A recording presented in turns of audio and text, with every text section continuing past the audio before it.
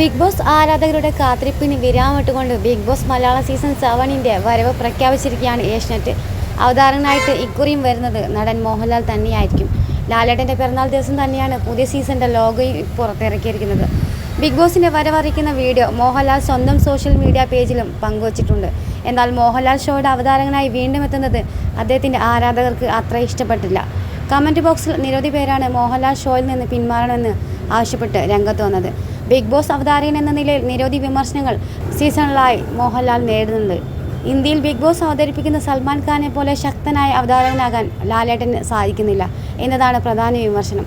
Big boss അണിയറക്കാരുടെ പാവാകാതെ സ്വന്തമായി തീരുമാനങ്ങൾ എടുക്കുന്ന അവതാരനാകുന്നതിൽ മോഹൻലാൽ പരാജയമാണെന്നും ആരാധകർ ചൂണ്ടിക്കാണിക്കുന്നുണ്ട്. മാത്രമല്ല, ഷോയുടെ അവതാരനാകുന്നതിൻ്റെ പേരിൽ ചില മത്സരാർത്ഥിയുടെ ഫാൻ മോഹൻലാലിനെ തെറി വിളിക്കുകയും സൈബർ ആക്രമണം നടത്തുകയും ചെയ്യുന്ന സാഹചര്യവും ഉണ്ടായിട്ടുണ്ട്. അതുകൊണ്ട് തന്നെ ലാലേട്ടനോട് ജനങ്ങൾക്ക് ഇപ്പോഴുള്ള ഇഷ്ടം ബിഗ് ബോസ് അവതാരക സ്ഥാനം വീണ്ടും ഏറ്റെടുത്ത് ഇല്ലാതാക്കരുതെന്നാണ് ചില ആരാധകർ പറയുന്നത്. പിറന്നാൾ ദിവസം ആയതുകൊണ്ട് മാത്രം ഒന്നും പറയുന്നില്ല എന്നാണ് ചിലരുടെ കമൻറ്റുകൾ. ഇനി വരുന്ന ബിഗ് ബോസ് മലയാളം സീസൺ 7-ന്റെ പുതിയ അപ്ഡേറ്റുകൾക്കായി ഈ ചാനൽ സപ്പോർട്ട് ചെയ്യാനും കൂടെ നിൽക്കാനും മറക്കല്ലേ.